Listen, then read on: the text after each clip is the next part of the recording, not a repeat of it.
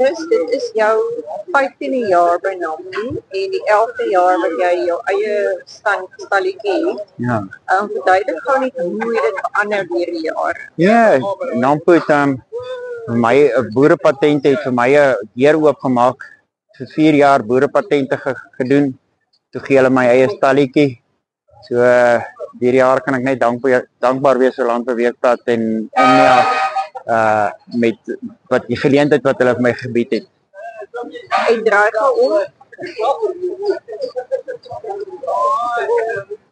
Moet jy aan die idee gekom? Ja, met Driekus, hulle weet nie wat ons weet nie. Toe dit een aan my opgekom, hulle bou nie wat ek bou nie. Ja. Maar die ons staan nie net vir my nie. Dit staan vir al ons Afrikaners wat iets bou op Nampo. Trots Suid-Afrikaans. En op wat jy die afgelope jaar gebou het, is jy die trotste? Ek sal sê die saadstok. Dit is iets wat elke jaar iemand my kom vra, het jy nie so saadstok nie? En dan ignoreer ek dit eintlik. En laas jaar na Nampo te besluit ek, okay, nou maak ek 'n saadstok. As mense daarvoor vra, dan moet ek dit seker maak. En dit is 'n lekker patent.